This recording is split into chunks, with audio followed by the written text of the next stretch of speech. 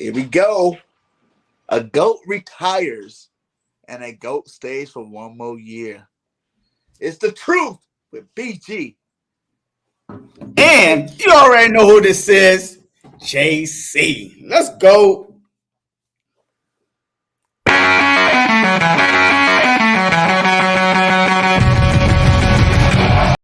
What's going on, everybody, man? And welcome to the very first episode of The Truth, where not all Eagle fans agree on everything. And this is definitely the spot where this shit about to go down. Oh yes, able. Oh yes, I'm stable. Oh yes, no label. Oh yes, you know me. I have only the best. I'm lonely, but damn, I'm going. This is why we started this, because of you. We started. I'm tired of listening to your, fantasy that you living in right now. Always talking about 17-0 until proven otherwise. BS. I'll be number one, working hella hard until I get just what I want. Yeah, rises like the sun. Yeah, fatal like a gun. You know what I mean? Hey, I was pretty close last year. We could have easily won those 3 games. So I gotta get through it, and the only thing I know is to love what I'm doing. Right? Did you not think ourselves over the game? Look, we lost. Never listen to the no's. I just wanna keep moving. Yeah, we lost. It's my only medicine. Yeah, everything I do, I'm just being genuine. Yeah, I'm sick of being screwed. Feel my own adrenaline. Yeah, I do just what I do, and I hope you let me in. Yes, sir. Kelce. Every time I hear that, yourself. Me up.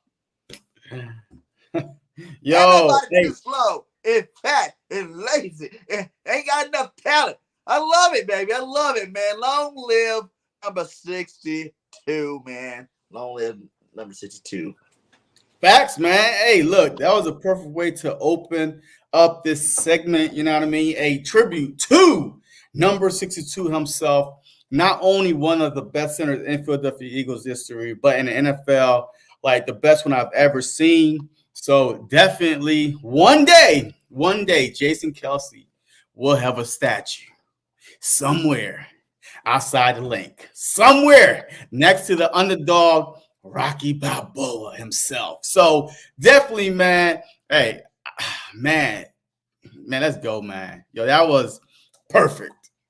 That was awesome, man. That was awesome, man. How's everybody doing? Welcome to episode 17 of The Truth. Hopefully our boy Wade, I sent him the link. He'll be up in here shortly. But, man, it is good to be back on this microphone talking some Eagles football. And, we're going to start out with the two big ones, man. Kelce retiring. How'd you feel about that retirement speech in the first place? I thought it was long. I thought it was a little dramatic. But it was all Jason Kelce. I can't wait to hear his Hall of Fame speech, because that was right there. That could have been a Hall of Fame speech right there, man. But hey, I don't expect anything less than Jason Kelce, addressing the Philadelphia Eagle fan, the media. It was mainly for them. It wasn't for the outside world. It was mainly for them. And he went out with a bang, just like the Super Bowl speech. Just like, him being the heart and soul on that offensive line, a leader on that team. Look, it was perfect, man. It wasn't too long. Because he played 13 years. It could have been longer, Yeah. But, it was very emotional, truthful. He let it all out. He left it all on the field and definitely left it all in that press conference, man. I do think he should get that statue in Mummers outfit. That would be legit in the front of the league, right next to Nick Foles and Dougie P. Because at least he's been here for 13 years. Those guys were here for a couple of years, and they got a statue. He deserves one for sure. Yeah, but see, if he gets one, then does Brendan Graham? Hey, does he get one of him stripping Tom Brady? We had to wait for that to when Brandon Graham retires, because our boy Brandon Graham is back for one more year, baby. Yep, one more year. Back. He back, man. He back, man. But let's go before we get to Graham. Kelce retired. What does that mean for the Philadelphia Eagles to you? It doesn't mean anything. Because because Kelce, look, he saw this coming, and he helped the Philadelphia Eagles draft his replacement. So, and his replacement literally had what, I think 2 years under his belt now, or 1 year. Like, when did Cam Jurgens get drafted? Like 2 years ago, right? I think 2 years. Yeah, it did be his third year for sure. Yeah, so that'd be his third year. So he had plenty of opportunities to learn from one of the greats. You know, so yes, it's it's a sad day because he is retired, and I feel like that he probably could have played another season. But guess what, man? He's leaving on his own, healthy, right? Like, his mind is perfectly and fine. His family, his brother. So he left it all on the field. So him leaving, I mean, it's just, we knew this day was coming. So better now than ever, But look, we got his replacement. But do we? Because just like when we drafted Landon Dickerson, Cam played some nice right guard last year. You know what I'm saying? Like, he got used to it. He played some good right guard. Do you think that it's automatically his if we try to find a new right guard? Or should we keep him at right guard and go after one of these centers like Powers from Oregon? But we already got a right guard that we drafted last year. Steen. He was a tackle. I mean, didn't he play guard too last year? He didn't play that good when he played. But I mean, yeah, because he just got thrown in there. Remember, somebody went down. Who was it that went down? And then he stepped in. I think it was Cam. Cam for a couple of games. Yeah. So he stepped in. So I think with another offseason under his belt, he will be just fine, man. Look, me personally, I put Cam at center because that's why he was drafted to play center. He was drafted, highly recommended by Jason Kelce himself. So why are we not going to use the guy that's been learning under Jason Kelce, right? To just jump in, replace him. And plus, I'm pretty sure Kelce is still going to talk to him. Hey, look, remember what I told you. Remember what I told you. This. He's been under the system going on his third year. Steen, hey, look, we could groom him. Another offseason, him between Cam and Lane Johnson. Look, I think we'll be fine. Now, could we draft some more offensive linemen? Absolutely.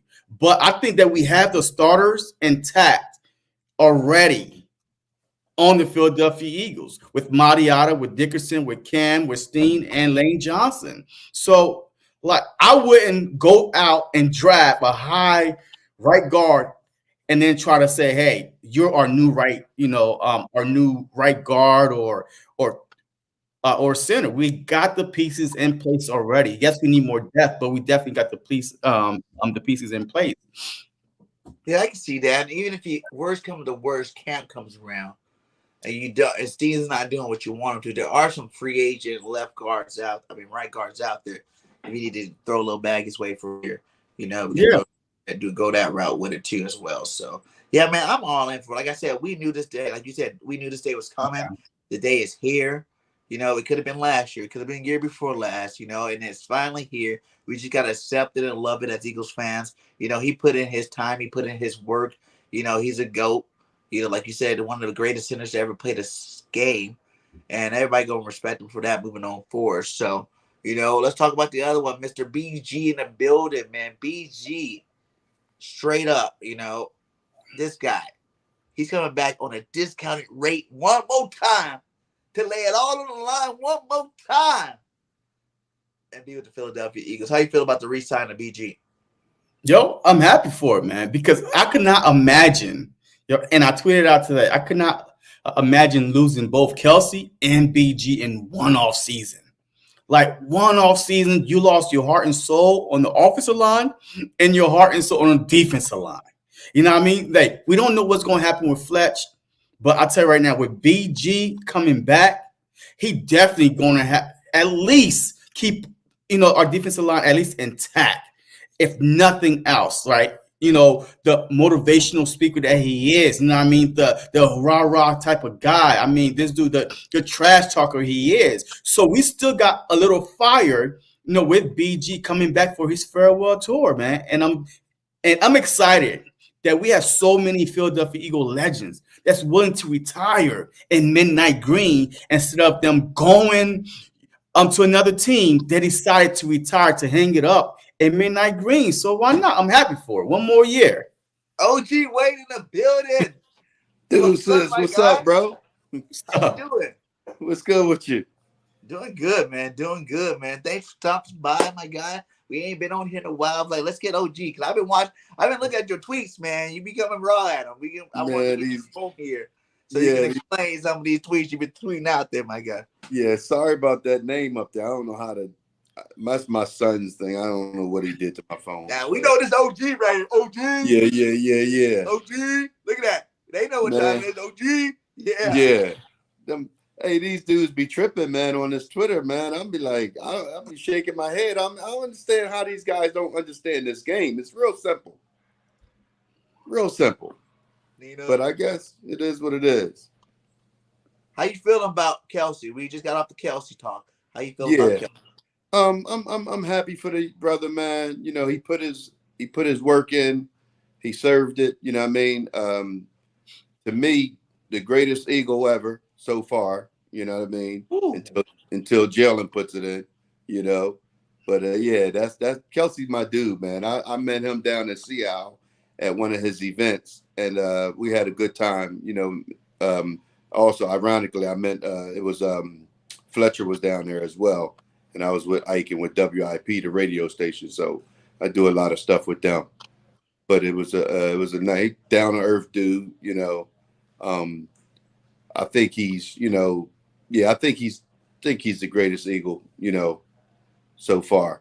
I mean, in terms of so my thing is about accomplishments. You know, if you ain't won a championship for us, not, you know, I'm not saying you ain't on that level, but you know, I got to put the guy that's actually won over top of the guy that ain't won. You know, That's just my opinion. Right. What about his replacement? Steen's the guy? No. Cam Jurgens, Howie had a plan. And the plan was, and Kelce had a part in this. Kelce helped us pick this guy. You know what I'm saying? Yeah. So he's been sitting there waiting, and I damn sure don't want to see him at guard no more. You know what I'm saying? Because that was a horrible experience. So center is where we drafted him for. Center is where he should play this year. And Tyler Steen should be able to move right over to that guard spot. You know, Howie did a hell of a job. Listen to me. Yeah, he did a hell of a job with the picks and how he set everything up. So the plan is, you know, and keep Dickerson at his all-pro spot where he's at. I'm telling you, and you got to understand, this couldn't have happened at a better time. Kelce retiring, because had Kelce come back, Kelce would be at first base just like everybody else, because we into a new offense now, right? So why not implement the new center when him and Jalen can get on that same accord right now? You got to understand, Jalen was meeting with Stout and Jason every Monday and going over line protections and everything. That's unheard of for a quarterback to do that. But every Monday, Jalen and Stout meets and they go over that. So Jalen already knows how to call protections. You know what I'm saying? So it's just a matter of the guys picking up the block. Everybody keeps saying he struggled to pick up no, he didn't struggle. He's seen the damn blitz coming. But if your guys aren't picking it up, what the hell are you going to do? Right. That's all. Or your office coordinators are not, you know, calling the right plays against the blitz that's coming. Like, there's only so much you could do as a quarterback. And we saw it from last year when Shane Steichen, like you saw when the blitz was coming, there was a hot read, like right there, the middle, I'm a screen out to the flat. Somewhere in there was a quick throw for Jaden to say, boom, they're coming. Let me get rid of it. This year, you know, just like the blitz was coming and he run right up the middle because there was nowhere to go. Nobody, like the middle is wide open. If only we had some kind of good play calling, just hurry up, a quick, you know, 5 yards, turn around, boom. That would prevent all this. Oh, Jalen cannot read defense. And Jalen this, it wasn't his fault, man. Yes, there's some things there that I'm like, come on, Jalen, man, get rid of it or this and that. But 9 times out of 10, he had no options but to just hold it, get sacked, or just run right into the blitz. Mm-hmm. A lot of times, if you look at, I try to tell everybody, and I don't know why they look at me like I'm talking French or something. Whenever you change an offense, you are setting the quarterback back. Coming into this year, we just came off of a Super Bowl. You knew we were coming in with a new defensive scheme. Why in the hell would you change the defensive scheme and your offense? And then not only that, but the offense that you choose to run is the one that Frank Wright ran in Indianapolis that got his ass fired. Right. Nick Sirianni is so dedicated and devoted to Frank Wright more so than his own damn team. He got fired for running that offense in Indiana, and you're going to try to do that shit here? It was just crazy. If you look at these route concepts, you had two receivers running the same route on the out that was only 5 yards apart. So really, one corner could have guarded two receivers at one time. And then everybody, that was a blown play. No, because I seen it in the Seattle game, and then we seen it in the Giants game. So don't tell me it was a blown damn coverage. A blown assignment. No, it was the same assignment because these same two receivers is over at the same spot. Remember, Jalen threw the interception in the Seattle game. Why was that an interception? Because there was two receivers in the same area. Same thing that happened in the Giants game. It just wasn't picked off. It was actually defended, perfectly, or whatever you want to call it. It's just, dude, it's just so simplistic. But it seemed like Nick Sirianni tries to do stuff to make people think that he's worthy now. I think it affects him, the fact that people say, well, what do he do? You know what I'm saying? It's okay, brother, if you just a delegator. It's okay. There's a lot of successful coaches that done the same exact thing that you're doing. You don't have to go out there and try to reinvent the wheel. We should have came back with the same RPO offense. We was running the offense out of the pistol. Yeah. The same offense that Frank Wright was running in Indianapolis and that he took to Carolina. This is not rocket science, bro. This is football. It's simple. We the ones that makes it difficult. Like you trying to do all these nuances and all that. Though when you seen no routes going over the middle of the field, I've never seen that in my life. Yeah. I've been around this game a long time. I've never seen that few of routes being ran over the middle. Dallas Goedert is a seam route guy. He gets up that seam and he can go where we didn't utilize him. We underutilized Zacchaeus. We underutilized Swift. It was just too much. And then all of this other turmoil comes. It's sad, bro. The way that this season went, to me, it was a big mistake because this was a year that we could have actually gotten back. We were 10-1. We could have had the 1 seed. We could have been in the Super Bowl. But for some odd reason, these players couldn't get it together. And by and large, in my opinion, I think it helped Kelce make his decision to retire because whatever's going on in that locker room did not get fixed, and it's still not fixed. Ooh. It's still not fixed. Key right there. It's still not fixed? Nope. It's still not fixed. Because whenever you got two veteran players, Fletcher Cox and Jason Kelce, playing at the level that some people argue with me, they weren't playing at a high. I say they were playing at a high level. Okay. Retiring, that lets you know that they're not willing to put up with the bullshit that's going on in that locker room. You don't just fall off the cliff. You don't just lose games to the Cardinals, the Giants, right? We beat all the good teams. We beat. Yeah. We beat Kansas City. We beat Buffalo. We beat Miami. We beat Dallas. You know what I'm saying? You wait to lose all of these games to these bad teams. That's in the locker room problem that's going on between two so-called alpha males, AJ and Jalen. Whatever they got going on, it's bad. Ooh. Everybody says, it ain't okay. Let me give you some proof. AJ was selected to go to the All-Star game, right? The Pro Bowl. I'm sorry, the Pro Bowl. Yeah. He opted out.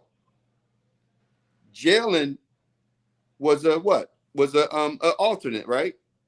So if you and Jalen was having issues during the season that broke y'all down, wouldn't you be trying to rekindle that? So what better place to rekindle that in Hawaii at the Pro Bowl? Nah, I think that AJ was hurt. I mean, that's why he didn't play in the playoff game. Jalen was hurt all year, though. Like, why would you not play in a playoff game, right, when your team needs you, and then play in a Pro Bowl? Like, I just think that the injury was more serious than we think. But I don't think there's a bad vibe between AJ and Jalen at all. I mean, but it's sports, though, right? I mean, if things ain't going well, guess what? We all trying to pick. Oh my God, you see how he look at AJ? Hey, you see how he look at Jalen? Oh my God, Kelce is over here talking on the sideline. That's not the problem. The problem is Fletcher Cox and Kelce both was on 1-year deal, right? Kelce back-to-back years, they had to bag him to come back. So he always said that he wanted to retire and go play with his kids on his own, walking off the field, not crawling off the field. Now his mind is gone. So I really think that this was a hard decision for him because of, yes, the way the season ended. Like I was telling BG throughout the whole season, these guys was mentally exhausted. Every game, they was fighting to get back into the game, right? Overtime and like playing deep into the fourth quarter. But then when we started losing, all that mojo, and now you start getting tired emotionally, physically, and now the rumors are coming out that are not true. That players came out and said, "I didn't say that. That's not true." So until these players come out and say it themselves, and we do got some alpha males that will come out and say, like AJ, he called that radio station to try to clear everything up. So I really don't think it was an issue within the locker room. I just think the losing with the coaching staff was the problem. Like there's no adjustments that was happening during a 6-game. Like any team would be like, you know what? I don't know what else to do. And that's when the rumors came out. All right, let me give you some more proof. AJ came on the radio station. He stated these things. This is not OG's words. AJ said, I'm the one that stands up to the bully. Yeah. I'm the one that holds my teammates accountable. I'm the one that have uncomfortable conversations in the locker room. Right. I'm that guy. This is what he said.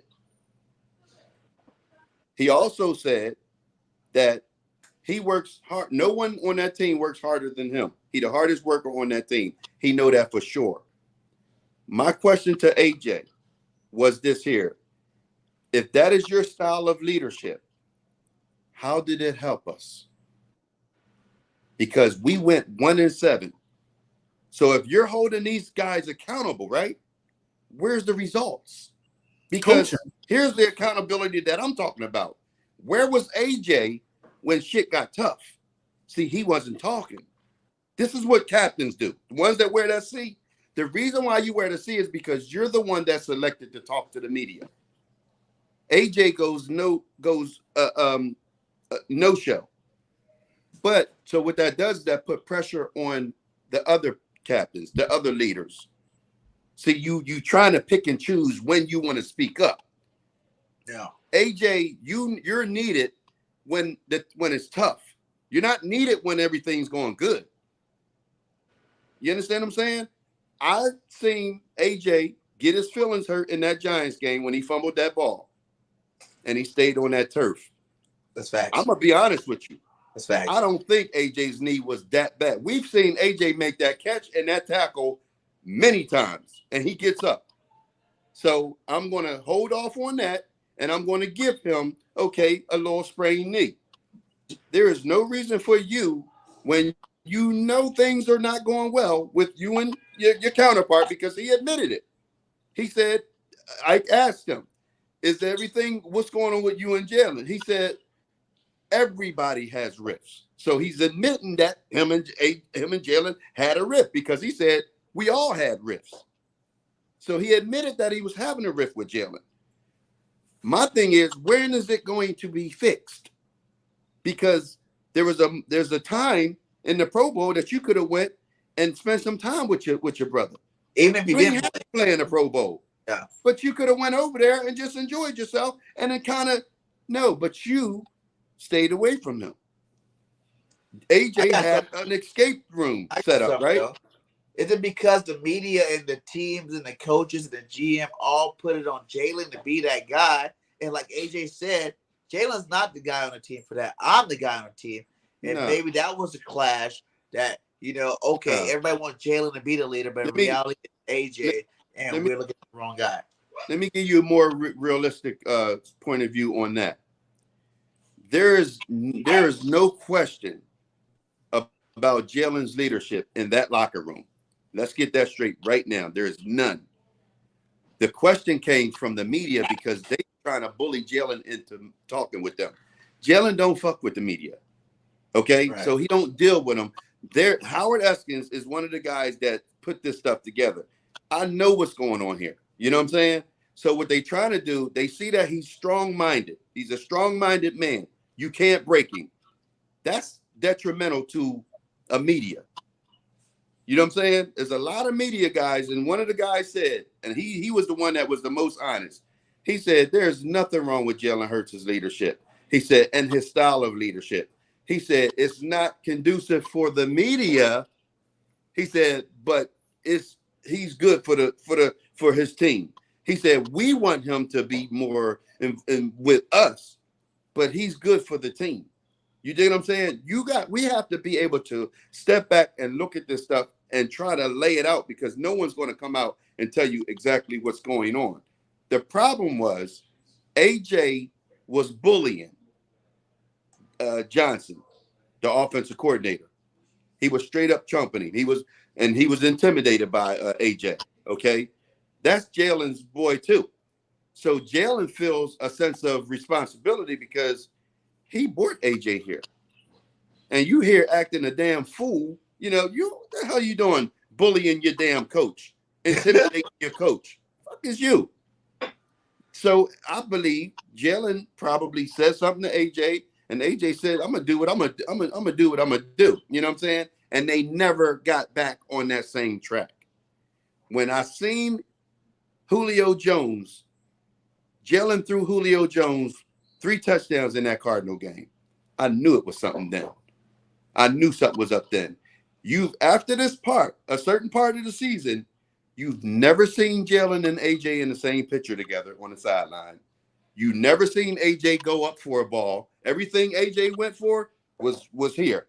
You never seen him high point another ball from that one game, from that Arizona game on. You never see, and even further, I seen a change in his play. I seen a change in his effort. But This that was stuff, way man, is before so the embedded. Arizona game. But That that was was after before the the Arizona 6-game game. stretch, though, for real, if you think about it. Yeah. Hey, shout out to the 50 up in here. Hit that like on all channels. Make sure you subscribe. But that was after the 6-game stretch. And AJ even said something about that 6-game stretch. Yes. He said it Listen, publicly. guys, you about gotta. that 6-game stretch. He said it all in that interview, actually. If you think about it, if you really listen to what he was saying, he did say all this stuff in the interview. You gotta know how to read it. AJ didn't come on there sticking up for his teammates. He came on there because he wanted to defend what he put out on K. Adams. The fact that he didn't make it clear that he wanted to be in Philly. He left it out there in the air. So he wanted to try and change that trajectory. So he came there selfishly. He came on the radio to speak up for AJ. He said he came on there to speak up for his brothers. That's bullshit. Dude, I've been on teams. I've seen this movie before. I know it. I know what's going on. I know So I think that we're digging very, very early because of our past with T.O. and McNabb. No, see, that's what I don't. See, Every little thing is like, oh my God, McNabb look. was different. McNabb took a soul to soul for Chucky Campbell soup commercial, and T.O. didn't like that. DB, let me say this here. Every time this issue come up, right? You know what throws it off is when people say they're trying to characterize him as T.O. Guess what? I've never in my mind compared him and T.O. because I knew what the T.O. thing was about. T.O. wanted his money. This here is different. This ain't about money. This is about AJ wanting to get what he wants. by all costs. AJ being that guy that he said he is, he's the one that holds people accountable. See, there's a way you lead. There's a style. And Jalen always say this when people talk about his greatness of being a leader. He says that my teammates have to want to be led. They have to want me to lead. They have to choose me to lead them. I can't just be a leader if they don't want to be led by me. He's always said that. This is what y'all have to understand. AJ has never been a leader. This is his first time being in the Titans. No, he didn't wear no C there. He ain't had no clout there. That's why they got him out of there. We sit here and we receive a talented player, top 3 receiver. But let's understand something. AJ was not no top 10 receiver in Tennessee. Yes, he was. No, he wasn't. Yeah, he was. Yes, he was. AJ, if he would have got more targets, he had less targets, but pretty much the same stats as all the top receivers. That's what. But AJ was also hurt in Tennessee. Also, he was also hurt. Derrick Henry got hurt at Tennessee. Hey, I don't need the excuses. All I'm telling you, AJ became this top 3 receiver in Philly. In Tennessee, but he was already a top 3 receiver. That's why we gave up a first round for him. Like AJ was already a top receiver. He was just hurt with Tannehill, but also Tennessee was a running team. Also, but it was you making mistakes and you making excuses for why he was. But that makes you just. But I can't throw.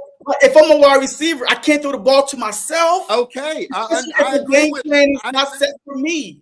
I agree with you. I agree with you on that. But I'm trying to tell you, you're telling me why he didn't have the numbers. I'm telling you, okay, I agree with you why he didn't have. Those are the reasons why he wasn't a top 10 receiver. He comes here, he's what now? A top 3 receiver. Why? Because of the offense that we run it, because of the passes Jalen throw. So it's a collective thing. They are brothers. Like you can't be a great receiver without having a quarterback that give you those opportunities. Jalen can't be a great quarterback without having a receiver that will go up and catch those, make them tough catches and get them yak yards. So they need one another. But I want people to understand that let's not act like Jalen, that AJ came here like that. He did not. AJ, this is new for him. This is new for him to be a leader. I get what you're saying in the sense of Jalen's always been a leader. Actually putting up the numbers behind it. I get that. Because like we said, we were telling you why he didn't put the numbers up to make him the top receiver. But when he got here, he was the top receiver by putting the numbers up because he had the opportunity to do it. There you go. You know, now I'm not taking nothing away from him. He's a great player. But here's one of the problems that I had when getting him, or whenever we talking about top 3 receivers. I tell people you don't need them to win a Super Bowl. Right. If you look at the teams that's winning right now, they're winning because the quarterback has the ability to play free. When you deal with a top receiver like that, they're demanding. What's Travis Kelce did if you're saying that? Because I know he's considered a tight end, but he's definitely the best receiving tight end of all time. So you got the talent in AJ, but there's a gift and a curse with that. Because the gift is you get all of his talent. The curse is you get the bullshit that comes with it.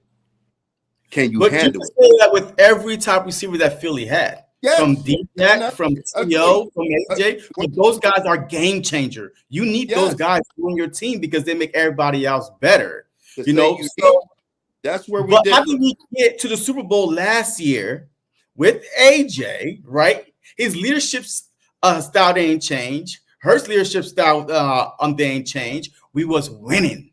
Winning cures everything. So it's hard for me to say that. So much last year. Do you guys agree? He wasn't as talkative last year as he is this year. What he was this year. Yeah, that's true. The key to what we're looking at. See, when you talking about like we're generalizing now, you got to also understand that the reason why we got to the Super Bowl is because we had a weak schedule. We really didn't play nobody. So, and ever you get to a Super Bowl, you can always go. The team that makes it to the Super Bowl is pretty much the team that had the least resistance. You see what I'm saying? You seldomly go see a team that go to the Super Bowl that have a tough schedule like we had, but we still was in position to be there. But there's ebb and flows to this thing. Everything has to work right. When Jalen says at press conferences, it takes all of us. I think we think that he's just saying shit. Bro, it takes everybody to win. Everybody has to be on the same page. When Jalen fakes the ball to Swift, right? Swift sees a blitz coming in. He vacates the handoff and tries to go for the block, and the ball gets fumbled. Guess who gets that turnover? Jalen. But you just vacated. Your responsibility was to take the ball, but you went on and went for the block. Bro, it takes all of them. And that's not just a word game. It means do your job. If everybody did their damn job, we would not be sitting here talking. How many times you seen Cam Jurgens miss a block that went and got Jalen sacked? This is not one mysterious play. This is play after play. Cam Jurgens was probably the worst damn guard in the NFL last year. We keep wanting to say, "Oh, Jalen can't read that." You can read the defense all the hell you want, but if the blitz ain't being blocked up, you getting sacked or you got to run out. People look at our formations. We run a 2-by-3. A 2-by-3 is 2 receivers on one side and 3 on the other side, right? Or a 3-by-1. That's when we move them. That's how defenses decide where they're going to bring their blitz. And then they pushing Jalen to a direction that they know that he's not, that comfortable going. Dude, this game is so easy to look. I'm looking at this game. I'm like, as soon as you put that guy in motion and take him from that 3-by-1, that defense coordinator, they change the blitz and we'll bring it from this side. So it doesn't matter what side you put the protection on. They know the holes in our offensive scheme schematically. You see what I'm saying? When did we run 12 personnel? We hardly don't ever. We sitting there with 3 Grant Calcaterra, Albert O, and Dallas Goedert. But how did it work for 11 weeks and you tell me you only won 1 game after that? It's crazy, man.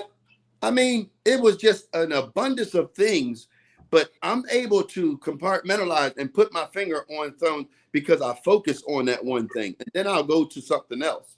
But you got to be able to see the game within the game. That's where we go wrong as fans.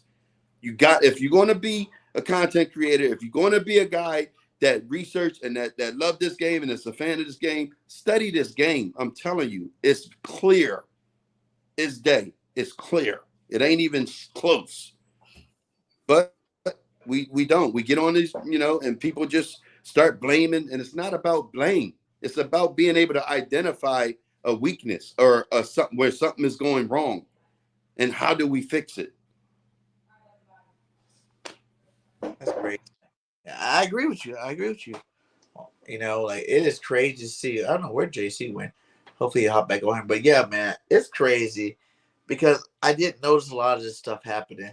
I sit back and I think there's nothing logical. Now that you say that it was all about the beef, it had to be. Because there's nothing logical to tell you why you lose at 6 out of 7 games. There's nothing logical, but hey, you lost 6 out of 7 games. You couldn't come back. Not one. You seen the Chiefs. The Chiefs were the same predicament we were in. Yeah. The Chiefs were in the same predicament we were in.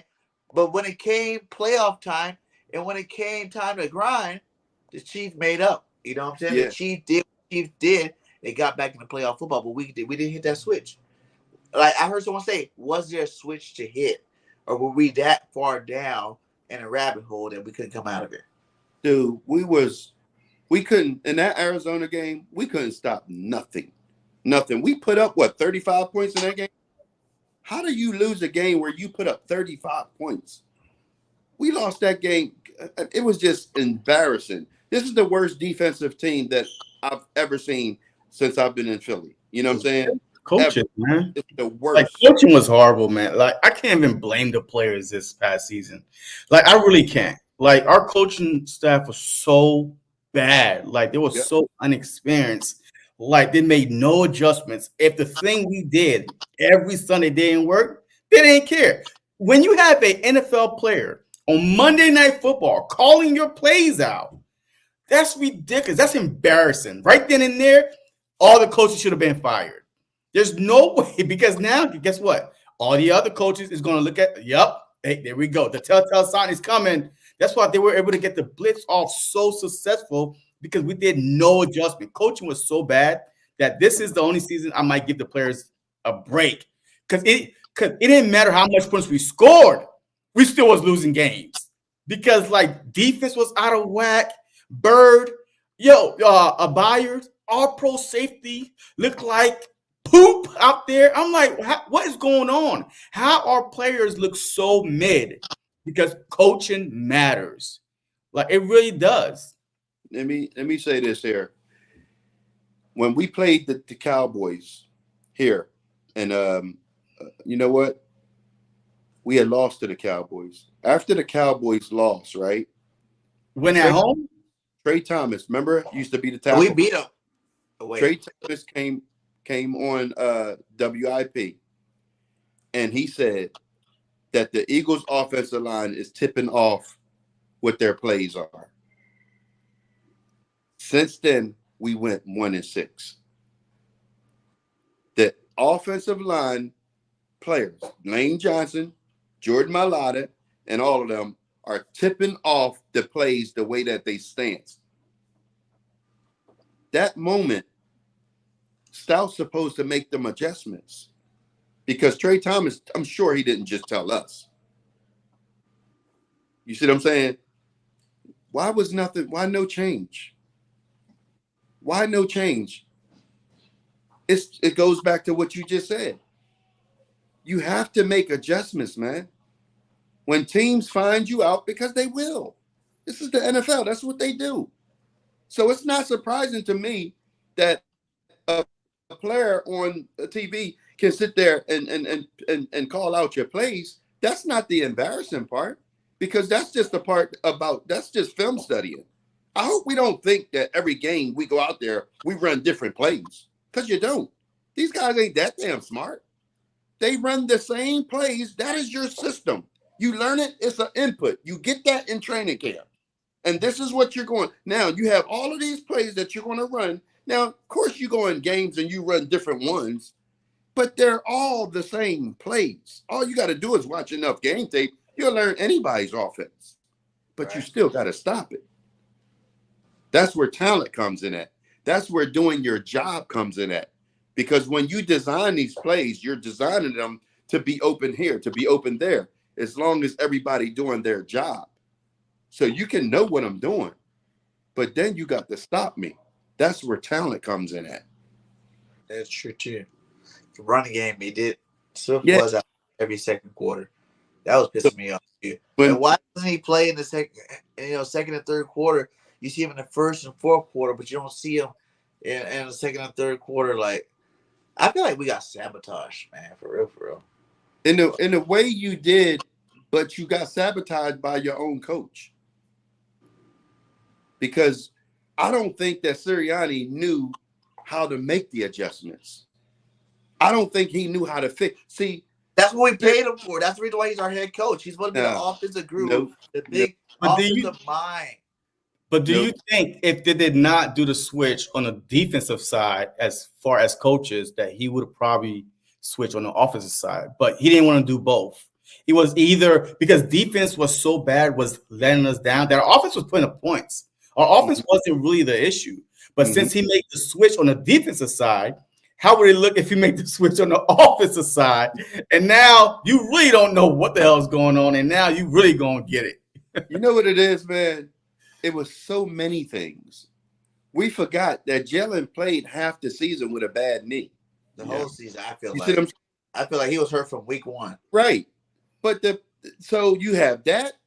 Then you have Sirianni not being able to control the mental of the team, because you had Reddick and him was arguing on the sideline.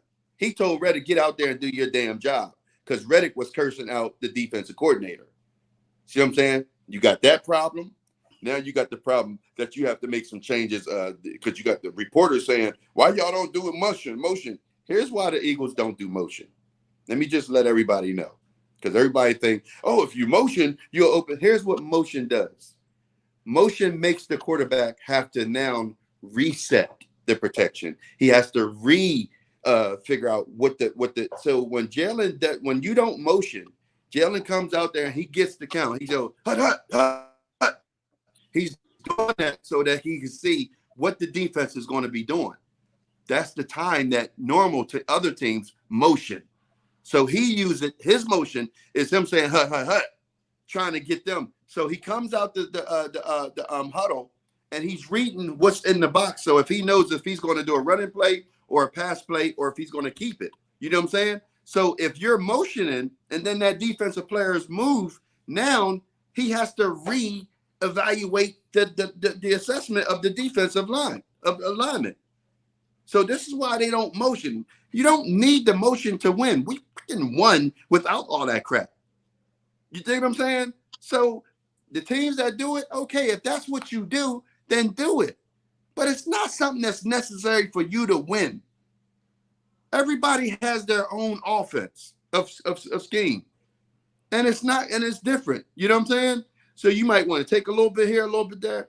It gets overwhelming when you're taking a young coach who's never been a head coach nowhere, never been an offense coordinator nowhere, never designed the offense, and you're telling him to be the head coach. So he's on the job learning. So when you say that's what he's getting paid for, no, he's not getting paid for that. He's getting paid to do what the hell they tell him to do. He don't know enough.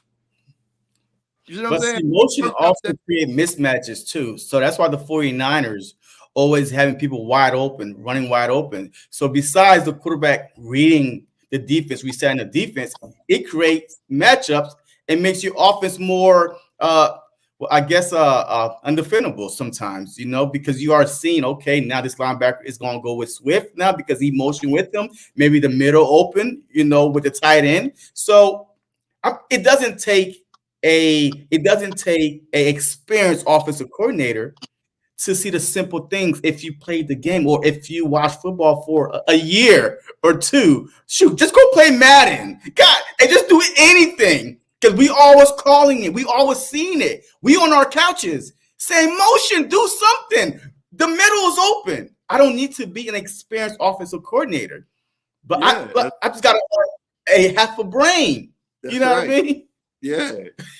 And that's what I'm saying. Like, what's the big deal? Like, why Nick Sirianni? Why you couldn't make that small adjustment? Then he get the questions from the press at the press conferences.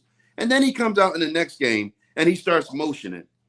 I mean, you're letting the damn reporters do your game plan. If that's not what you do, it's not what you do. People coach for you. Yeah. Coach. Yeah, I feel you. Let's go to the defense side of the ball, because there's another guy that could retire, and there's another guy that definitely did not retire, and that's our boy BG. Let's see. Do you remember the Giants game? Do you happen to see the clip of BG talking in the tunnel when a fan shouted? Yeah. Oh yeah, that's by far the best one. I think we saw that clip in the team meeting. You guys suck! You barely beat the Colts! Can you finish the BG line? He started out with, "Well, we about to beat that ass, whoop that ass." So you barely beat the Colts. We about to beat that ass. Standing right next to him for it, man. The kid might have been 8 years old. He didn't care. BG's back. You know, BG is back, man. I feel like he's a leader that he need to probably speak up more in this. You know, you got all these other new leaders. You know, the AJ Brown, the Jalen Hurts. You need old school leaders like BG to lead this team too, because like he's not even a starter. Like he starts, but he's not like a starter like he was before. He's a rotational starter. You know, just like Fletcher Cox, just like, you know, all the rest of these old cats on this football team. Like BG for another year, do you think it is a plus or a minus for this football team? Should we have replaced him with someone younger, more talented, or is he going to be, his inspiration going to be good enough for the team to keep this defensive line motivated? I think it's needed. I think BG's presence is needed for the mental of this team right now. This team is fragmented right now, and it needs some stability. So I think BG coming back is a good thing. I mean, you're not paying him a lot of money, so it's not a big deal there. He still can play. So I don't mind giving up a roster spot for him for what you're looking for him to do, which is be a leader on the field, to be a leader in that locker room, and try to keep them young guys engaged. He's a very positive guy. I spend a lot of time with BG down at Chicky and Pete's, when he comes and do the Brandon Graham show.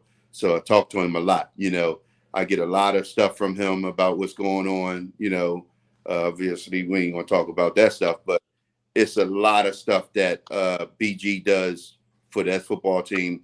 And there's a lot of things going on, man. I mean, it's sad that it's the youth and how the NFL is being ran now in terms of dealing with these young players. They're on social media now. They're on their phones at halftime. It's a whole lot. I would say Kelce probably dropped his game a little bit. Slade's dropped his game a little bit. Mm-hmm. They started their podcasting. They're great podcasters. They're great football players, but I feel like the game slipped a little bit. I'm going to tell you about Slade, right? Slade's a good dude, but Slade played last year like he was trying to ride that boat to the Super Bowl. He didn't want to do too much. He didn't want to hit. If you look at the games that Slade played in, right? Slade got hurt last year when we played. Remember he played Justin Jefferson in that game where he's shutting down and all that stuff? Uh-huh. Dalvin Cook came out the backfield. Slade came up and made a nice hit on him, but it hurt his arm. Slade went out the game. Maybe 4 or 5 plays. He came back in the game. Slade hasn't been the same since. He don't hit no more. When the last time you seen Slade come up and hit somebody? You know what he do? He grabs the receiver until the ref blow the whistle. He pushes them out of bounds. Slade don't come up and tackle no more. But you could say that for all our DBs besides Blankenship. That's willing to go head first, and he stays hurt. Every time he get a big hit. But where you think they're getting it from? See, if they see your leader and your captain out there playing that style, that's how your young guys are going to play. This is what I'm talking about. When I seen it, I spoke on it too. I said, I don't like that because you're teaching our young guys that it's okay to be soft like that, that you don't have to be aggressive. But when you seen Keith Ringo, when he came in there, he was hitting. Guess who else started hitting? Rick started hitting. You said it's contagious. Brown started Brown be laying that wood though for real. Yeah. But our DBs they stay hurt though. All those guys we just said that lay that wood, they stay hurt. It's contagious. You know what I'm saying? If they see you putting that effort out, then they're going to do it too. But if they see a veteran playing soft like that, that's what they're going to do. They're going to follow that lead. But see, I always think that we had like corners that was afraid to hit. Like we had corners that was afraid to make business decisions, and that's the most frustrating part. Just watching them tackle. Like, when did you learn how to tackle? By leaning your shoulder, trying to knock somebody out. Wrap. What's up with the simple wrap a player? But they afraid to get run through or something's going on. Like it's frustrating. It's frustrating watching Bradbury and Slade sometimes. They're afraid to wrap play. They try to come in and whiff on somebody. I'm like, come on, man. This is 2024. This ain't no, back in the day where the guy was coming short at you and you could do that. No, you have to wrap. You know what's funny? I watched Bradbury lose his confidence. Yeah. In games. You know why he lost his confidence? Because he didn't get the safety help that he was expecting. Like Blankenship is a poor cover guy. All right. Blankenship will knock your head off, but he's a poor cover guy. So that's why I was telling people that we were playing Blankenship in the wrong spot. Blankenship should have been up more in the box safety. He can't be your free safety because he don't have the speed and he don't have the coordination to to deal with these receivers when they bend on you. When they come out and they run these waggle routes on you, they're doing it because it's an option route now. Because they're going to see wherever you open your hips up at, the quarterback knows that they're going the opposite way. So the quarterback just reads Blankenship's hips, and that's where he goes with the ball. But see, Bradbury was playing underneath. So now if Blankenship gets beat, it looks like Bradbury got beat. So Bradbury started losing confidence in himself because he felt now he's out there on his own. It was so much individuality being played out there. That's why Kevin Byard looked like he looked. Kevin Byard can play, bro. Yes. He can still play. Yep. But it was that continuity. See, we was hurt by injuries. We started taking linebackers, bro, off the streets. We got corners, slot corners off the street. Where did we really think that we were going to win something when you got all these misfits defensive players out there? I wanted 5 starters. I wanted us to, but there was no realistic way that our defense was going to be good with all of this mismatch stuff. There was no continuity. That's why the one thing you needed to be constant was your offense. And we dropped the ball. Yeah, at a certain point, I think it was by week 6 or 7, we had 10 different defensive lineup. 10 different defensive lineup. And we lost 5 starters. Yes, they wasn't superstars, but the continuity was there. Yeah. When you have brand new everything and now a new defensive coordinator, I was surprised we was 10-1.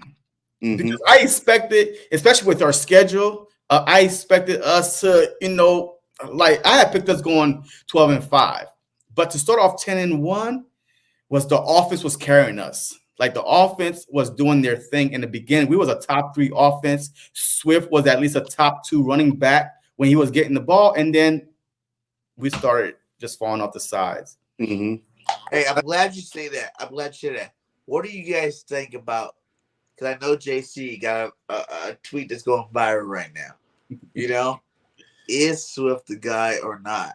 Because there are a lot, and the salary cap just went up, so we can't really say the money part of it.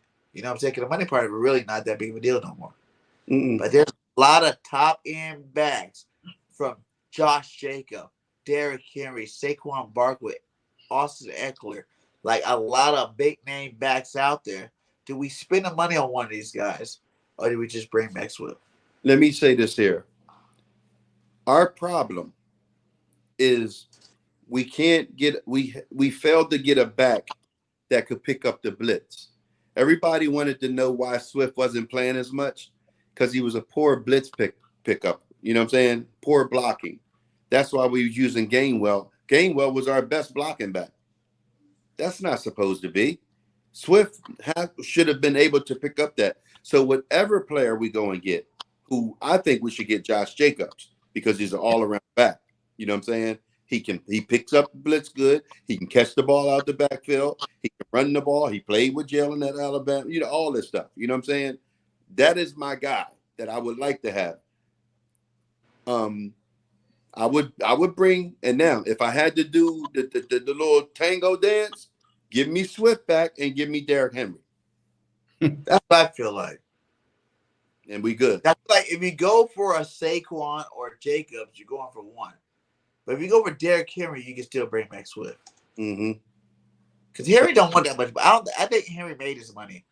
And he know that he ain't best back in the league no more. Yeah, but the things he could do inside that 20 yards, you know what I'm saying? 20 on the 20 yard between 20 and goal line, Derrick Henry could be a beast on our football team with our offensive line that we got. You know the only question is this. All right, if you're gonna go out and spend the money on a running back, are we gonna be a run dominant team to be able to say, you know what? That's why we went out and got this dude, because we never been a power back type of team. Last season, Sanders rushed for over 1,300 yards. Why? Because we had Jalen with the threat of him running. So now that opens up any running back we put back there. I'll just say Swift because I like his running style. Like when healthy, people forget he was a top 10 pick, for a reason. The only reason why Detroit let him go is because of injuries. And you see when he's healthy, he's electric. I mean, he's hurdling people, like his quickness, he's shifty, like, and he could catch the ball out of the backfield. So I really think if we go out and get it Barkley and Henry, are we going to change into a run first type of team? But you think about it, when we went to the Super Bowl 2 years ago, it's because we ran the ball a lot.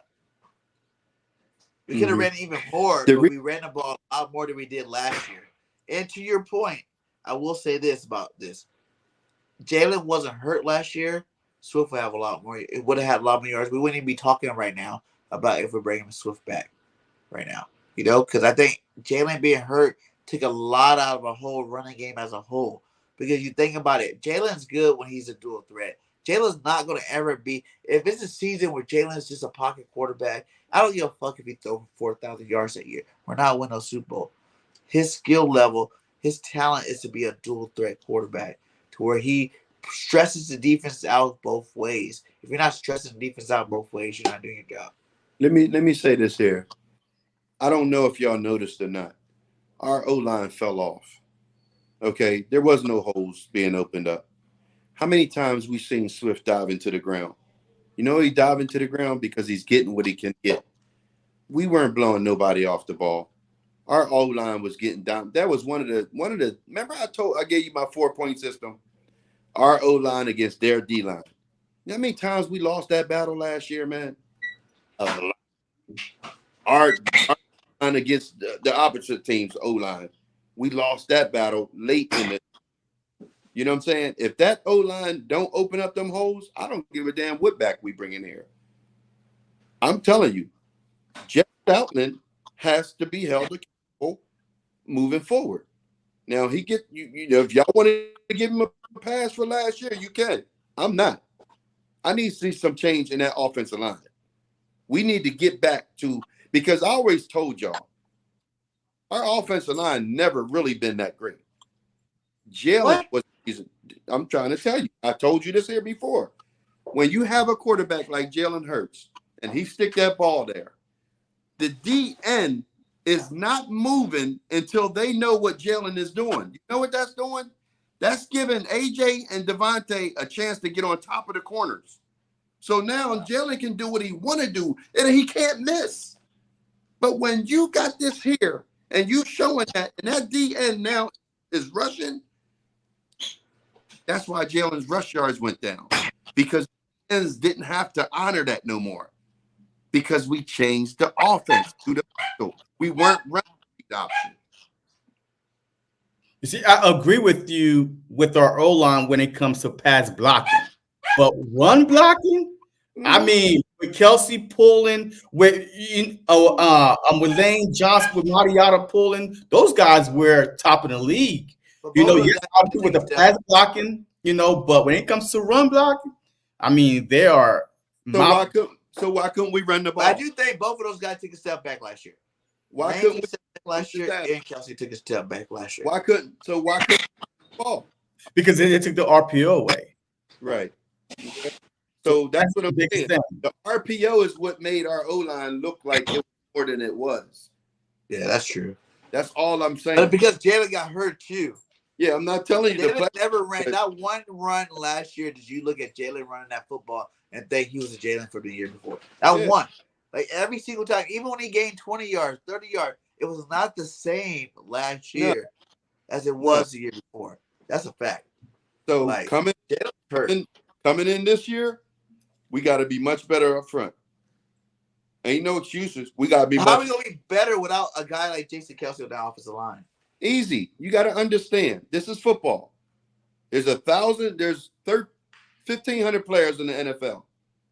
Let's not act like Jason Kelce is the only center in the world. He's the best center. It don't matter. It don't matter. You're asking him to hike the ball and block. Call out assignments. That's his job. That's the center's job. I don't need the best center in the game to win ball games. I need you to one with the best center in the game. No, I need you to do your job. Bro, it's 32 teams in the league. How many centers can you sit here and tell me right now that's not good? Tell me one. That's the point. The other 32 teams besides the Eagles and Chiefs. Nah, bro. Nah. Dallas have a good center. There's good centers all around. They do got one. You know what I'm saying? You just do your job, bro. I don't need a Pro Bowl at every position. I need you to do your fucking job. That's all we need to do. We out here trying to do other people. No, do your job. Oh, this Jalen's got to be more boisterous. No, he don't. Jalen got to do his job. Right. If everybody do their damn job, we ain't got to worry about nothing. That's the culture in New England. Do your job. That got them 7 Super Bowls.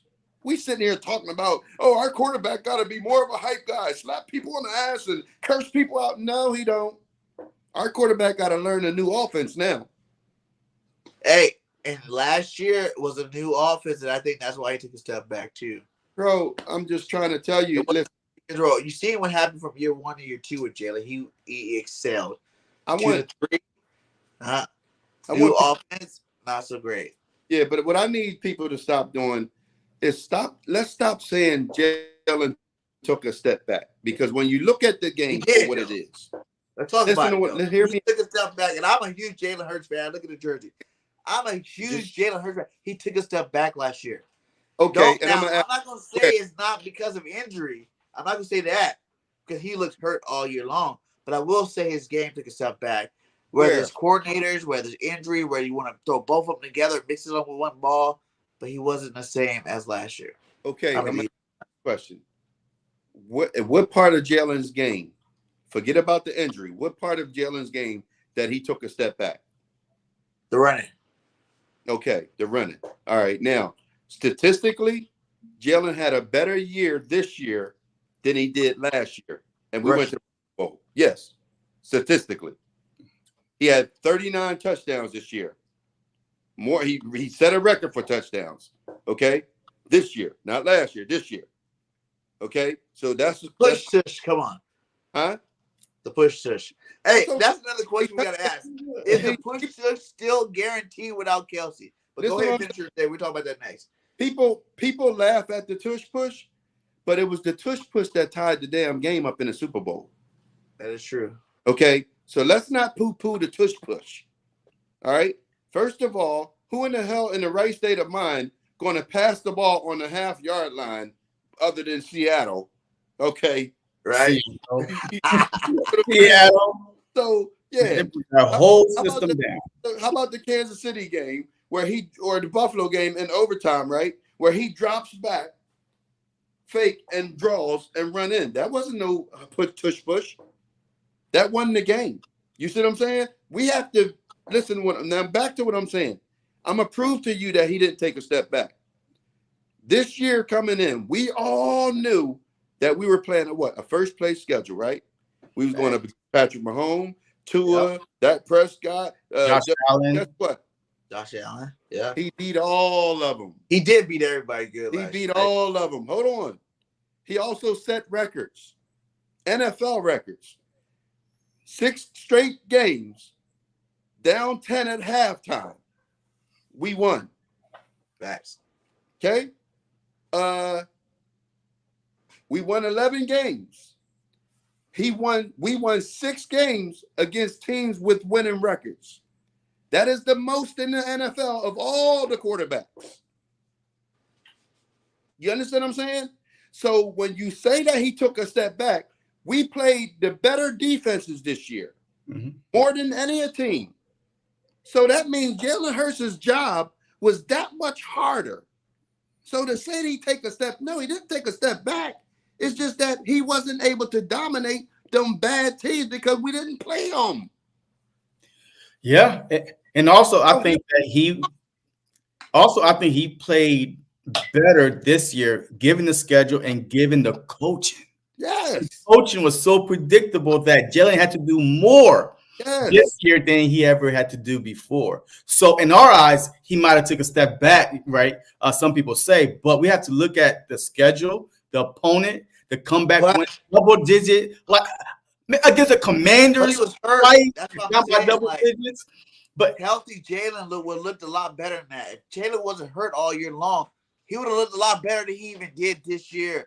Like, in terms of step back, I'm not saying in terms of like number rise, really, in terms of the progression that he was on. You know, you see Jalen from year 1 to year 2, year 2 to year 3, right? Like, if he wasn't hurt, it would have looked a lot better.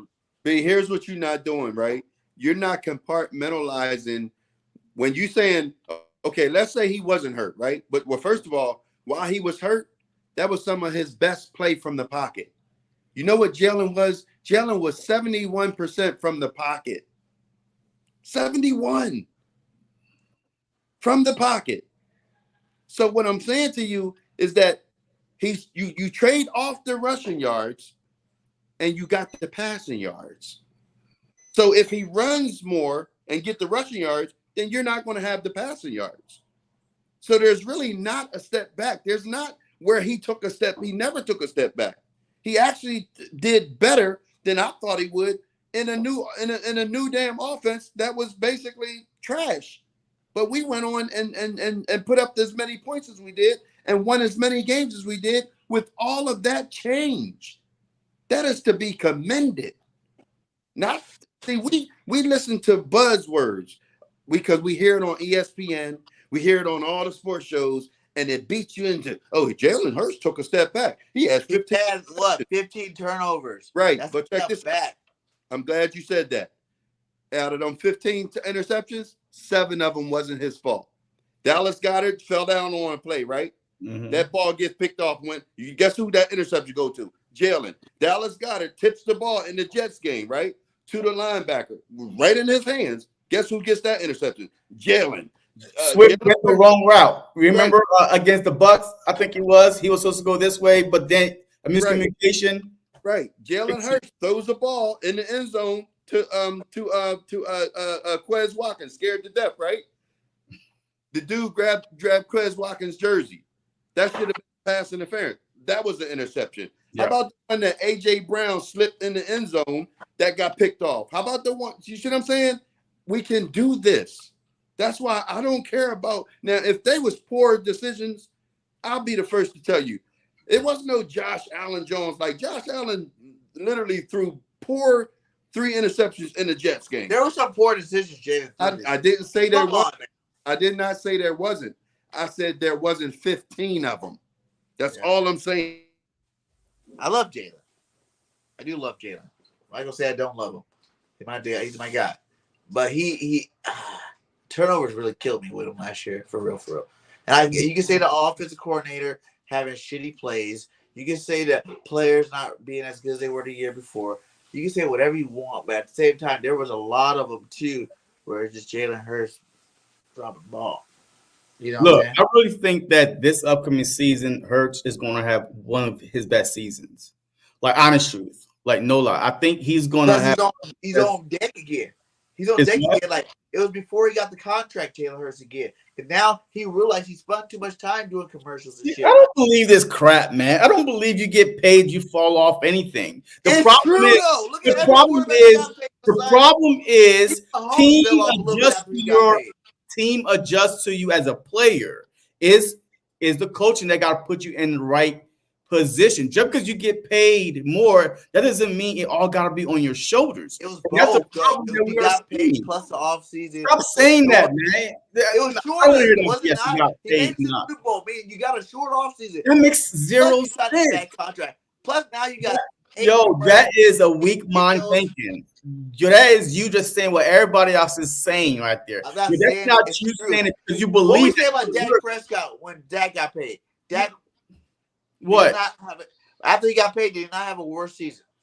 No. Yeah, Dak had a worse season. No, he got hurt. So you can't. I mean, just because you hurt, don't mean you have a look. Everybody get paid and play. That makes zero sense. Horrible. When that makes zero sense. Now I was hoping my dude Jalen Hurts would not be that guy. But you are when they get the first 3 years, Jalen. I mean, JC. What were we saying about Jalen the first 3 years? What? He don't turn over the football. What did he do all last year? That makes turn over the football. The problem is so how can we blame Jalen for turning lack of preparation football? Okay, so how can we blame Jalen All right, hey, let me say something real quick. Hey, how can we blame Jalen and fire our coaching staff? Make that make sense. Should have fired all of them. No, make it make sense. So you can't blame the quarterback. Because you can't fire a guy that you just gave $250 million to. Look, man, right? You're talking nonsense. Right? Hey, this is not content. This is nonsense. Okay? That's not right. I need you to talk content. That's not right. You just gave him $250 million. You're not going to fire the quarterback. Bro, you didn't have that bad of a year to fire people him. started saying that Jalen, he took a step back from the year before. That makes okay. I guess. Hey, next topic, man. Like this is debating with the look. I don't have time to debate nonsense. Right? I mean, if you want to debate JC, you don't say his play dropped a little bit from the year before. We can't blame the offensive coordinator and say Jalen Hurts play drop. Make that make sense. The turnovers. Oh my God. That was his staple, man. That was the thing that you definitely didn't see from him. Was the turnovers. You're about 50 interceptions. What about the ball? Josh Allen take a step back every year. I didn't even care about Josh Allen. Okay, well, that makes you cannot say. I don't care about Josh Allen does. So Dak Prescott every year, bro. All I care. So Dak Prescott took a step back coming off injury last year because the year before last because he threw a lot of interceptions. Is trash. We're not talking about him either. Right. We're talking about Jalen Hurts, MVP candidate. How was he a top? Like he was leading the MVP when he was 10-1. How is that possible, right? And he still had those high interceptions leading the MVP talk. Also, we started losing. He started fading back at the MVP race, and that's when his play fell off. That makes zero sense, man. All right. You can't tell me there wasn't games you looked at Jalen like, really? Yes, and I blame the offensive coordinators. Like he had no options to throw to. He's running for his life. As soon as the ball was snapped, as soon as the ball is snapped, shoot you a little bit. It's like run. But that's his job. The ball even hit his hand. He's running because the linebackers are going up the A gap. So what do you say about the people that say he was calling his own plays last year? Man, look, I don't care about that. These are rumors, not confirmed. I don't like rumors. I hate rumors, man. I hate rumors because we could talk about rumors all day, and that's what AJ. AJ agreed, but then we're doing the same thing. They didn't do that. AJ said it himself that they were making their own plays up. Okay, but you talk. Well, look, I don't know. Like I don't know. Hey, look. Hey, maybe it was one play. I don't know. Like I can't sit here and say, hey, what do I feel about this? Because I don't know. Because the way the offense coordinator was calling plays, I would not blame them. The way how bad those offensive plays was called, I would not blame them. I go back to street ball. I'm like, hey, get open. Hey, you run out. You want to streak. You want to curl. Like, I would call my own plays too. Because I'm pretty sure they could have called a better game plan than what Brian Johnson was calling.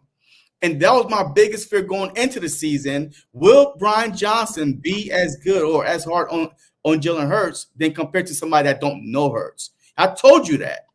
You was like, Eddie. I was even that Jalen took a step back. That's not true. Like, even at 10-1, I'm still thinking like he wasn't as good as he was the year before.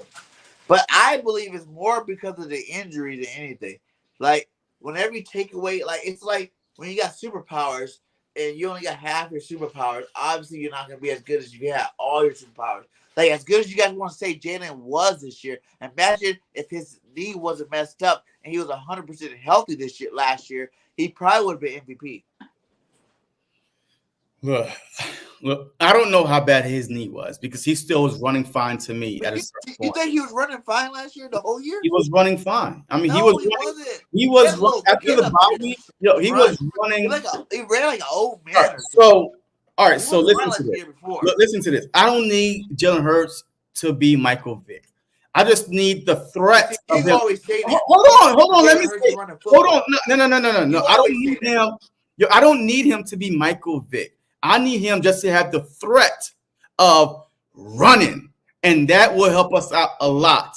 But we didn't see that because the RPO was taken away. So we don't know if team respected him running. Yes, he could look slow all day, but he was still getting big yards. Like, did you see the run against the Bills?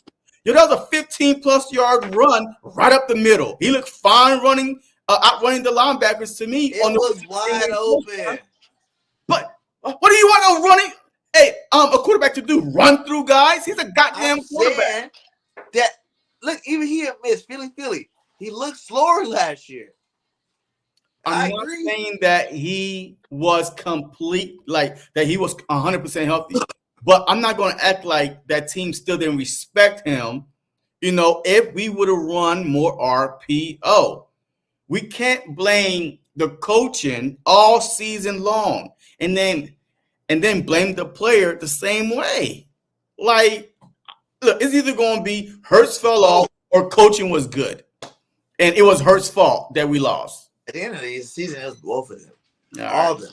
Everybody on the team was trash. All right. Man, that's right. The topic, man. So we wrap this up. Okay. What do the Eagles need to bounce back? Shit. I mean, a whole new defense. Let's start there. Really? A whole new D-line's good? Wait. You asked me a question. I think we would need a whole new defense besides the defensive line, but only because our linebackers were trash, our safeties is on IR, like Blankenship can't stay healthy. Our DBs are slow. They look washed. They both look washed. You know, people is putting up Slay stats, this and this. Yo, I watched Slay get burnt. It's only because the wide receiver dropped the ball or the quarterback overthrew the ball. It wasn't because he was locking anybody down.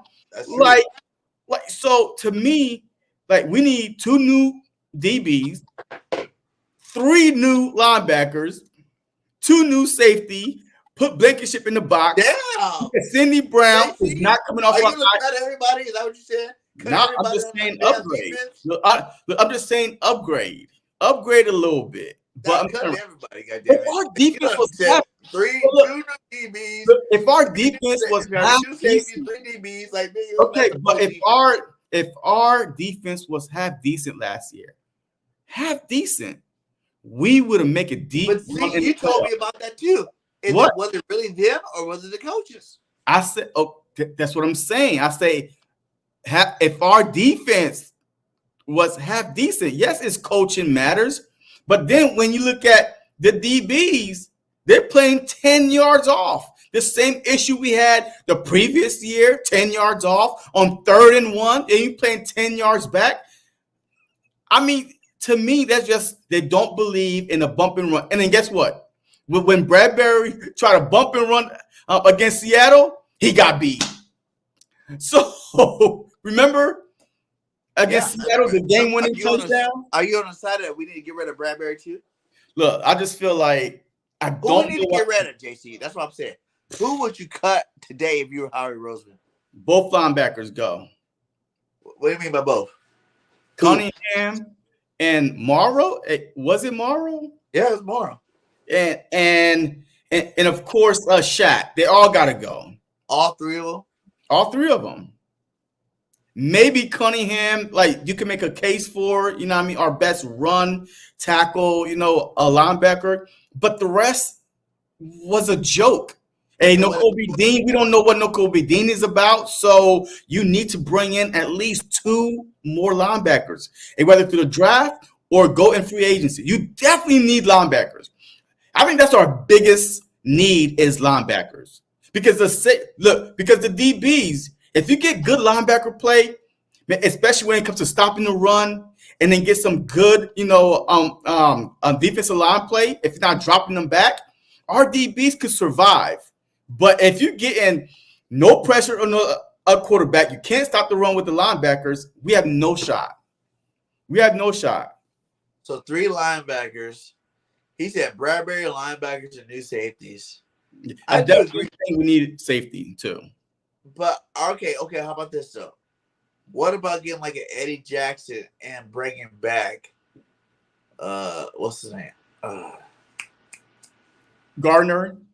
No. The guy's on the team right now. CJ? No, the guy's on the team right now. Byard.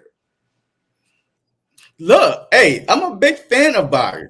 I really think that it was the scheme that we was running. Anytime, man, you switch your defensive coordinator mid-season. Like, what do you expect?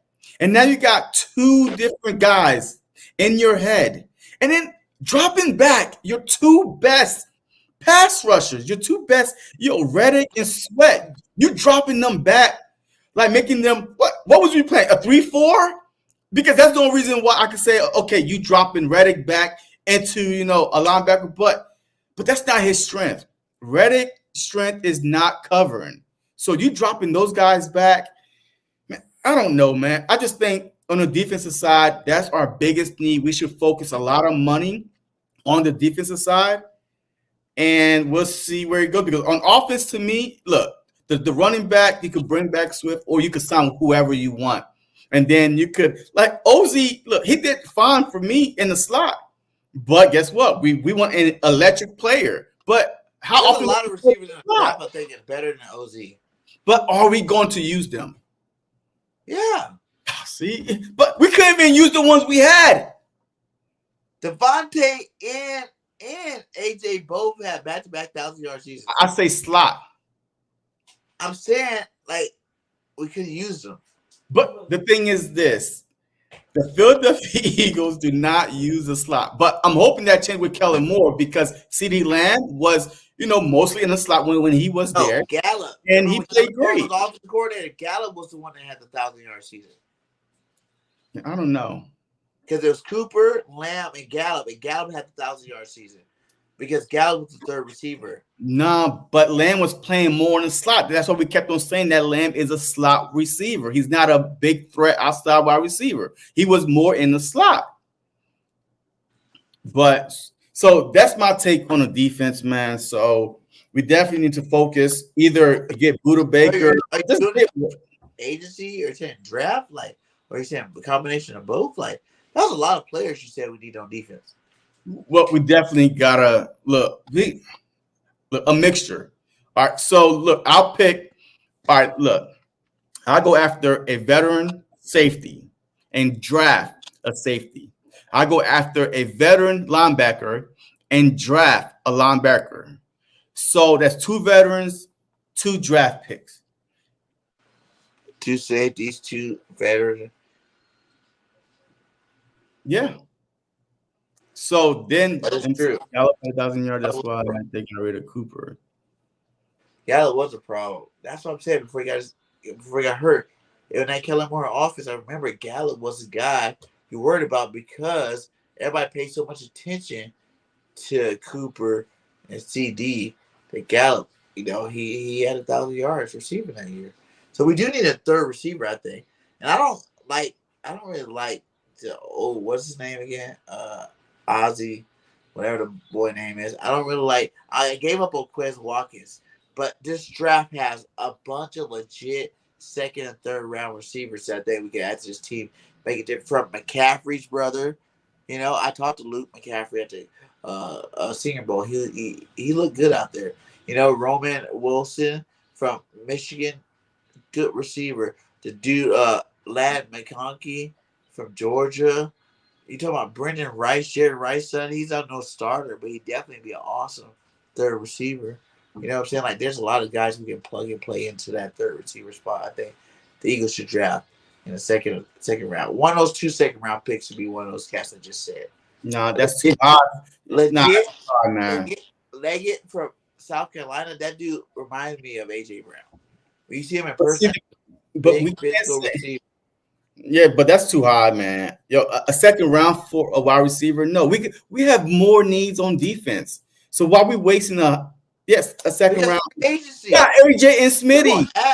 We can do all that stuff in free agency. You see how many good free agents are coming out of the defense side of football? Trade for Queen. Everybody been asking for Queen this whole time. Go trade for him. Go get the guy. You can pay Queen. Go get him now that we got $30 extra million. Go get him. Go bring Queen to the squad. Or even White. They just released White. Did they not?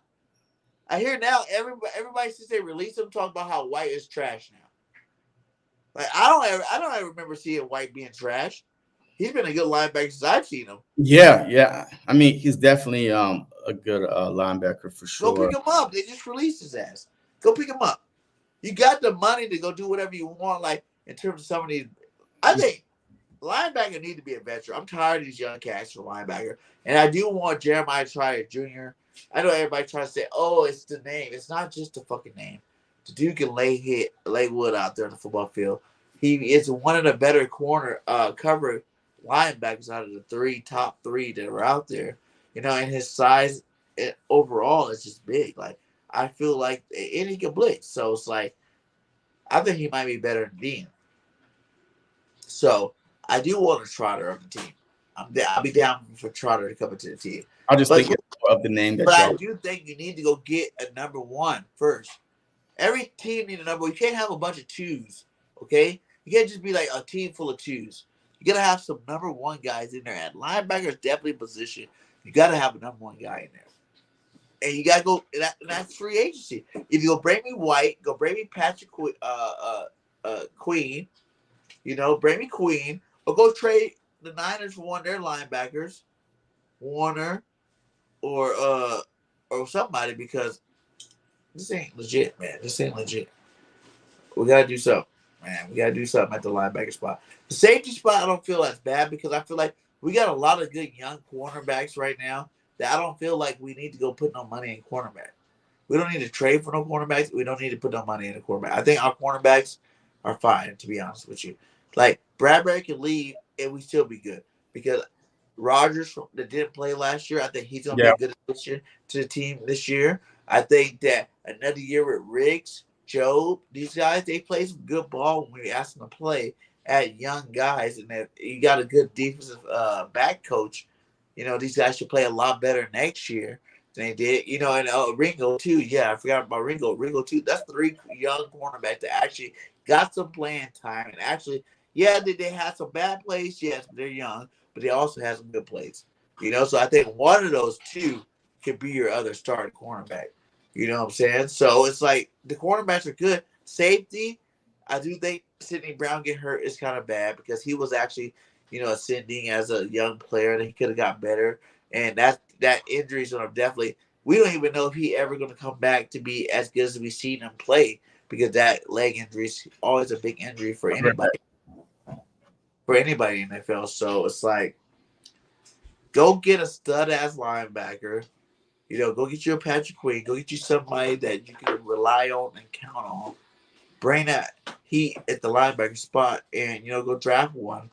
I think we're good, man. Like, on offense, the only thing I think we need is a running back. I'm all votes for bringing Swift back. Let him be our lead back one more year. Plus, I never even got an H0 jersey, so I want to get one of those. Bring Swift back on the offense. Go draft one of these young receivers to help out this offense on offense to be your third receiver. And then the rest of the offense is set, man. Like, go get you a nice guard in the third, fourth round to come push steam for a competition. You know, you got BG back on the D line. Let's go get Montez Sweat second round. I think Montez Sweat will be a great addition to the Philadelphia Eagles defensive line. Even if Fletcher Cox's leave, I think Montez Sweat can replace him. You add him with a guy like Jalen Carter. You add Jalen Carter, Montez Sweat, and Jordan Davis. You got one of the best young defensive tackle groups in the whole entire NFL. So, you know, the Eagles, we should win the Super Bowl this year. I'm back on that train. Like, it's Super Bowl or bust this year. Super Bowl or bust. Bro, let's just see how let's just see how they built the team first, man. No, Super Bowl. Because you got enough money, you got enough draft capital. If you don't pull it out, then Howie needs to get fired.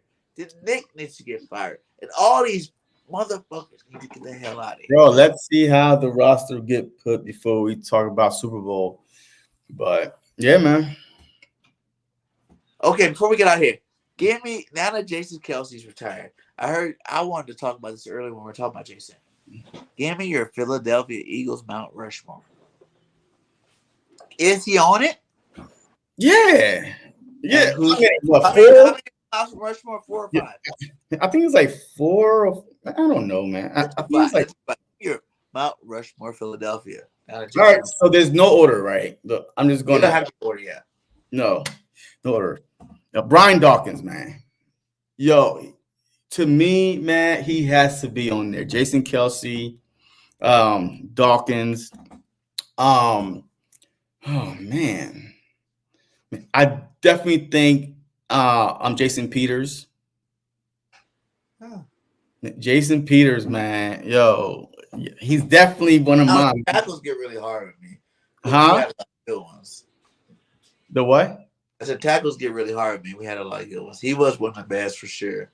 We got Lane Johnson still though. You got Runyon was an awesome tackle. Yeah, but man, I'm talking about dominance. Like, you know what I mean? Man, hey, Jason Peters, Dawkins, Kelce. I gotta go with D-Jack, man. Yeah. I got him on there, Trey man. Thomas was awesome too. You're right, Philly. Yeah, I gotta put D-Jack on there. I love D-Jack. And the last one, oh man, this is tough, man. Because I'm between, man. Who you between? I'm between, man, putting Hurts on there. I'm between putting Zach Hurts. Oh, this shit hurts. No, not Jalen Hurts. Get out of here. What? Nah. I'm between putting Zach Ertz on there or oh man, that's hardcore right there though. Because you can't hate and say no. Yeah. And say no. I don't know, but that's your Mount Rushmore. You can do what you want. Yeah. It's just. Are you gonna do it? Nah. In the chat, give me your Mount Rushmore of Philadelphia Eagles. Because I'm trying to think the errors. What about Westbrook too? What? But see, if you put Westbrook, then you gotta put Shady because he broke all Westbrook records, I think. So, like, you know what I mean? So if you do Westbrook and Shady them, like he's a leading rusher in Eagles history. You know what I mean? So like he did, he done broke a lot of so Westbrook before Hurts. Oh man, Westbrook or Shady. Yeah. It's hard, man, because make it. You gotta make a decision. This is a decision time, okay? I don't need your top 5 Eagles of all time, basically. What's your list? You said Dawkins. You said Kelce. Bro. You said JP. Yeah. So you need 2 more. D-Jack, man. I said D-Jack. 4. One more guy. Who's your last guy?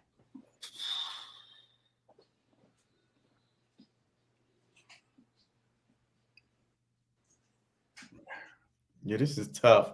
Yeah, I'm gonna stick with 4 for now.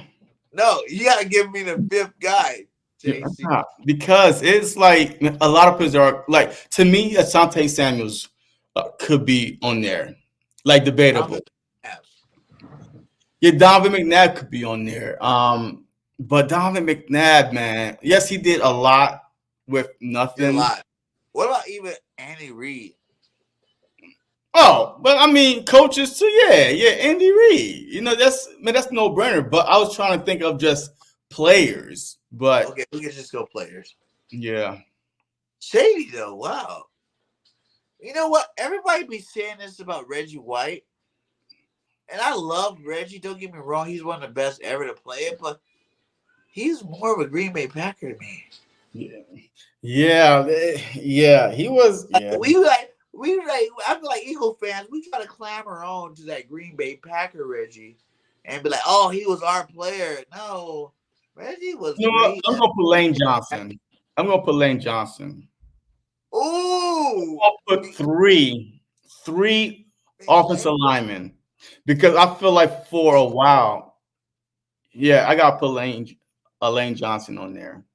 Okay, So if I'm giving you my Mount Rushmore, I'm giving you Randall Cunningham is definitely the number one guy on my Mount Rushmore. Yeah. He was the quarterback of quarterbacks that made all this start happening. You know what I'm saying? You wouldn't have because of that, or you wouldn't have a Jalen I mean, Hurts. are you just putting None of these cats, if it wasn't for Randall Cunningham, he is on my Mount Rushmore. But are you just putting him on there because he was the first that started it, or accomplishments in Philly? Like both. Okay. And number 2 is going to be Jason Kelce. He is the best center we've ever had. He's the best center in the league. He's the best center ever to play the game. And he's a little guy, so I got to give all little guys much love, more love than what they like. I like how you said D-Jax, because he is my favorite Eagle receiver of all time. So I am definitely putting D-Jax on that list. So that's 3. Number 4, Brian Dawkins. I definitely got to bring Brian Dawkins for sure. Yeah. So you got 3 of mine on there. And then number 5,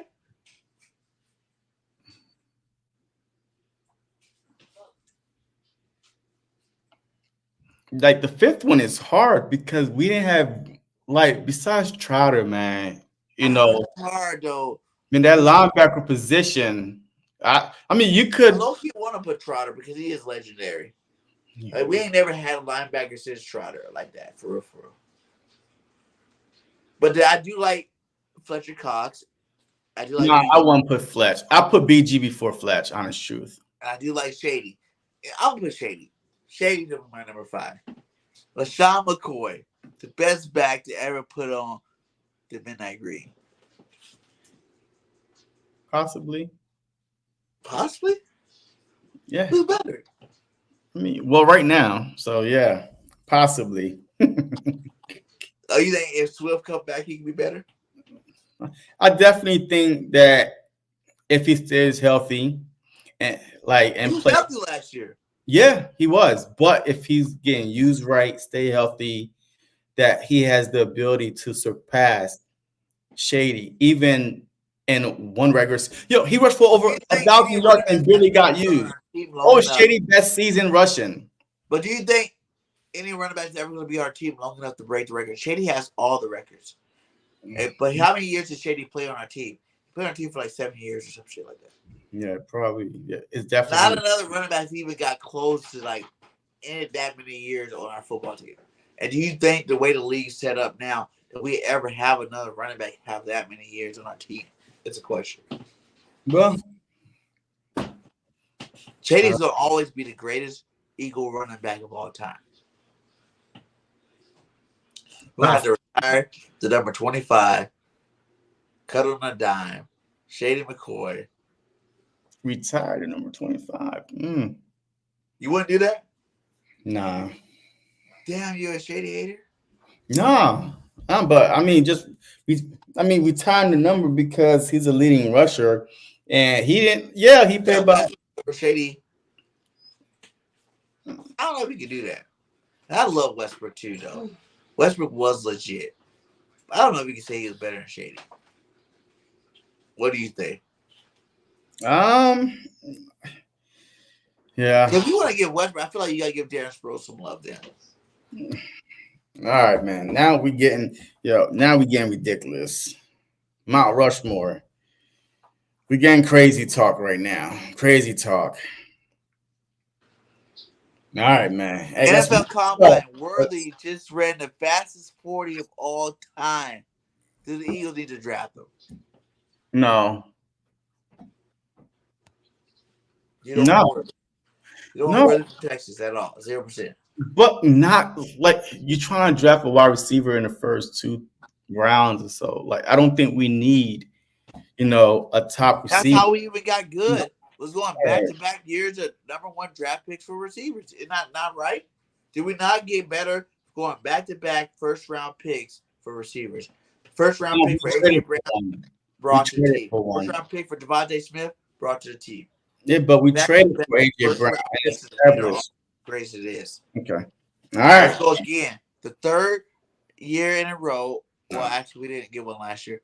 So 3 out of 4 years, first-round pick, Worthy from Texas, the fastest man to ever run a 40-yard dash in the history of the NFL. And he can be your slot receiver with Smitty and AJ. And then now you got speed, you got possession, and you got power. Okay. You like it? No, but okay. I'm not gonna say it all night. I gotta go. Like, I'm not gonna sit here all night and debate wide receivers, man. So if you want to put wide receivers and draft them in the first 2 rounds when we have plenty of holes on defense, then I guess we're gonna be an offensive team. They gotta outscore people. So JC's mad. We gotta get him out of here. He goes, I respect that. He's getting mad right now. I gotta get out of here. You know, I keep going all night. JC gotta go to work in the morning. Goddamn. yeah, some of us. He's worried about going to work. So let's go, man. Hey, shout out to we still got 55 people in the chat right now. 55 people. Salute to all you guys. Make sure you hit JC Sports Talks channel up. Hit that like, hit that subscribe. BGN Sports Media. Hit that like, hit that subscribe. BIRDGANG 31. Hit that like, hit that subscribe. A lot of you guys have been on Facebook. Come on, convert over to the YouTube side. But hey, I don't even care if you do or not. Thanks for rocking with me on the whole Facebook side too as well. So the truth is always gonna bring you the truth, but that's all we do is bring you the truth. You listen to BG, you're gonna go somewhere. JC might leave you, wanting a little bit more, but BG's always gonna get you right. Yeah, BG will make you homeless by betting all your money. Bet on the Eagles this year. Speaking of that, go right now, put all your life savings on the Eagles winning the Super Bowl this year. I promise you, you will remember it when I said that. And all I want is 10%. If you win, I want 10%. So if you lose, BG will give you your money back. BG ain't give me shit. I ain't gonna lie to you like that. I got kids and shit. But hey, salute to all you guys, man. Hey, final words is the Eagles are about to destroy the offseason. We're about to be the best team again. We got veteran coaches. We don't got all these young bucks trying to make a name. We actually got people that got names and shit. So I think this is gonna be the year the Eagles go to Super Bowl. The Eagles bring back that trophy, baby, to Philadelphia like we need to do. So make sure you stay tuned. We will drop any new news, out there. And, like I said, fly, Eagles, fly. Go Birds. And I'm going to leave you on some BG stuff before I get out of here. We out. Peace.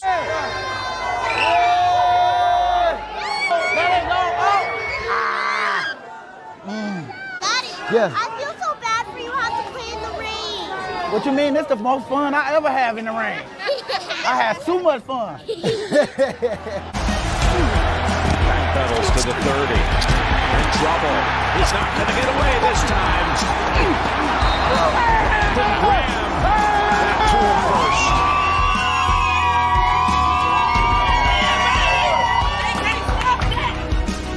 Oh man, that's having my family around the game anytime. I mean, it just gives me an extra something for that game.